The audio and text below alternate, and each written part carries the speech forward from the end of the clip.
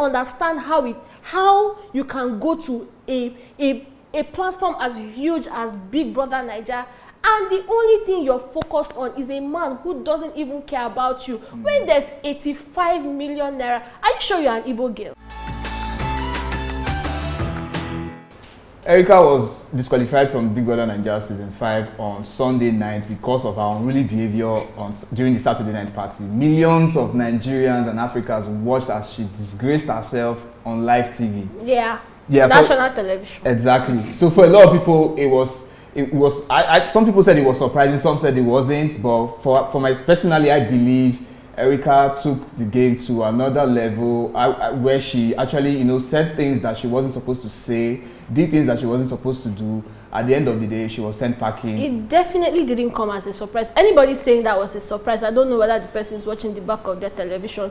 From when she, in fact, from the party, from Saturday night party was where she started displaying. Yeah. So it was like a transferred aggression from the events from the party to Laycon. There was no other person to take the brunt of her drama, so she had to. Okay, so I mean, as much as I personally, I feel like her anger was justified. However, her choice of words was what undid her. And then, having, I think, even though, she used bad words, I feel like the major reason why she was disqualified was because, everything that she did in the head of house lounge, I mean, denying Prince access to use, the property that was provided for everyone. It was more than just that. She I feel like that was the major 3-count charges. Yeah. Exactly. She did the most. Away from the HOH lounge, misuse of the HOH lounge, she actually went to the mirror and was talking to the production crew. Yeah. I don't even think that was the worst thing she did. Personally, I feel like when she said, "I will kill you," like when she said, "Laycon, it's only Biggie that is saving you in this house. That if we leave this house, when I find you is on site." Who says that? Who threatens to kill? Like, who raised you? Come on. I feel like that was the breaking point. That's when she actually said she has to go. What I think is she took it. I mean, it wasn't that deep. Yeah. But we need to understand the cause of Erica's anger. Exactly. Fine, she said so many things she shouldn't have said, but we need to understand that, because right now, I mean, weeks leading up until now, on Twitter, most especially, Erica had been slut-shamed. She had been called all sorts of names. She might not know that she's been called these names, but there was a reason for this. We saw Laycon going from housemate to housemate talking about Erica. Oh, Erica did this. Erica didn't do this. Painting a bad picture. Yeah. I mean, people inherited Erica as their enemy simply because of everything that Laycon said about her. So I mean, she's justified to be angry. The manner, and it's a pity because she took it way out of line. She was way out of line with her reaction. But I still feel like she was very justified to be angry. Fine, she admitted that she tried to kiss him the first time. And it's so funny because when she asked him, "Can you tell me the other times I tried to kiss you?" He kept saying, "Oh, we'll talk about it some other time. I don't want to talk about it now." Meanwhile, the very first time she asked him, in fact, she didn't even ask him. He himself told her that you tried to kiss me. And she was like, "Oh, thank you for, protecting me," and all of that. He told her. So why is it difficult right now to now tell me, okay, the other times you tried to kiss me was here, and it would have just, but he kept, holding it back until the outburst. Yeah. But on that Sunday, you know what? Sorry. I feel like everybody keeps blaming Laycon for the choices that Erica made. Yeah. Right, as you rightly said, she reserves the right to be upset that the situation happened the way that it happened. But it was one thing to just say, "Guy, I do not like this." Exactly. You can even call him names, can call him the drumstick, all you like. But then turning things over to, "Oh, I'll kill you, I'll do this to you, whatever." That was way out of line. Plus, Laycon did not steal her fate, her disqualification fate. She sealed it herself from the start. Let's put our facts on the table. Okay. Kidwire has always been the problem in this place. In the picture, in her downfall, Kidwire played the principal role. Kidwire was the principal act in her downfall. I don't understand how you can go to a platform as huge as Big Brother Naija, and the only thing you're focused on is a man who doesn't even care about you. When there's 85 million naira, are you sure you're an Igbo girl? Let's talk about Nengi and this dynamic with Kidwire and Ozo. So the thing is, I mean, unless at this stage, I want to believe that Ozo is clearly using this as a strategy, because I don't see, I mean, okay, fine, they cook together, they eat together, they move about together, maybe they gist together sometimes. So other than that, this person, Nengi, is clearly showing you repeatedly that she's not interested in somebody anything that said he's in love. Romantic. Okay, it's not strategy. It's not strategy. I watched him profess his love. Oh my heart. I mean, saying that he had gotten to this was his final bus stop or whatever, and he's ready to spend the rest of his life with Nengi. But Nengi, I mean, she said we are not even in a relationship yet. So why are you bro? How did you get to this point? My heart. And he repeated the same thing again. And I feel it's heartbreaking, because I can imagine watching my brother. I mean, this is Ozo is a spec.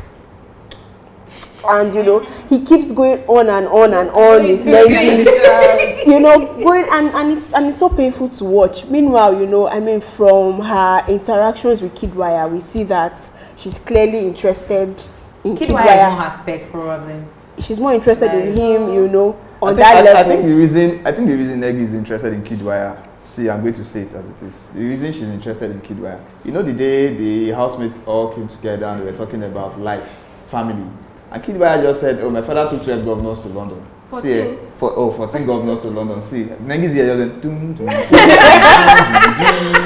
that was the moment the whole started having feelings. See, outside that, if Kidwire was probably just one normal bossy boy that his friends had some few bucks, trust me, she would be treating him the same way. But do you guys think that if Laycon had was in Kidwire's position, girls would run after him? Nengi go after him. No, she will not. That is the spec. Is the whole build. My father has money. Because quite frankly, even if his father has money, one, that doesn't mean that he has money. Number two, that doesn't mean that he will spend the money on you. Yeah, true. So what's the fight?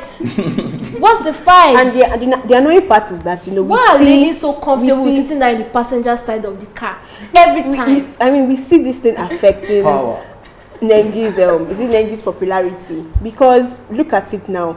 When she came in as she looked like she was going to be the queen of highlights. Thank you. Looking at the voting results yesterday, she was third after Kidwire and Laycon. And I had so much expectations, because I figured that this season will be between either Dorothy, Erica, and Nengi. Like these three ladies were going to be. I didn't even see Erica. No, let's not even talk about. I didn't see Erica in the first 2-3 weeks. It's just surprising, because we've not even seen her beside Dorothy or Ozo to even know how popular she's going to be. And in the first week, there was this buzz going around, because she clearly liked Ozo.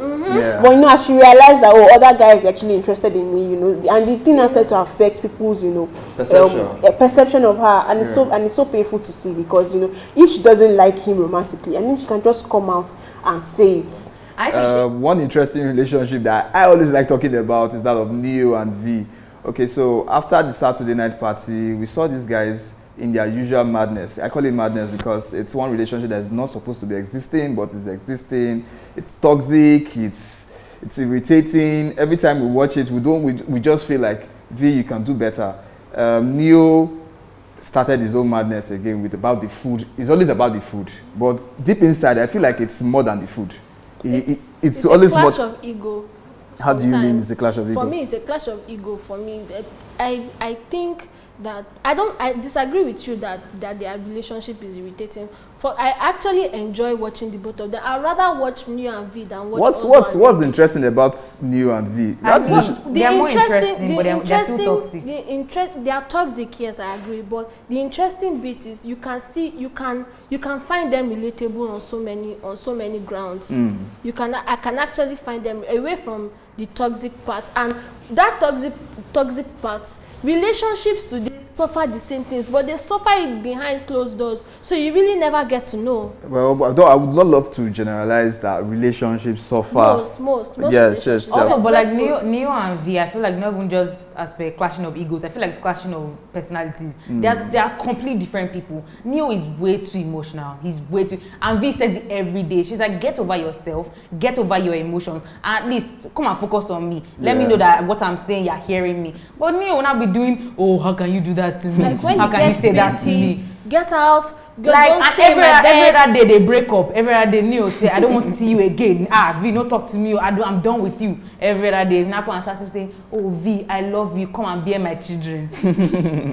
I think truly they deserve the final one. I was hoping that they would each get strikes because they needed to like use them to prove a point to other housemates. Because that quarrel they had when he was goading her, refused to move from the door, it was really becoming something, and he actually forced her to start to put her hands on his body, and it was That's abusive. it was crazy. That's abusive. It was crazy. Already. He brought out the demon in her.